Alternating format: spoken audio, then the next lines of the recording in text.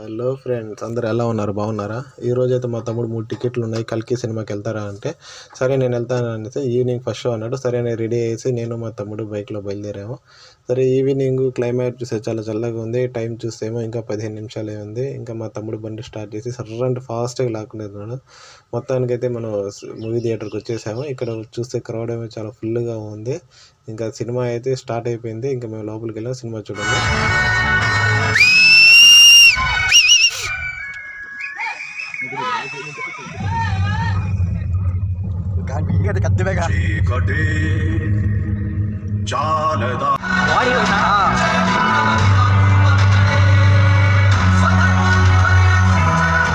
అశ్వత్థామ, దేవుడైన ద్రోణుడైన కర్మని ఎవరూ తప్పించుకోలేరు. గర్భస్థ శిశువుపై అస్త్రం పదిలం నీ కర్మను మార్గొంచక తప్పదు.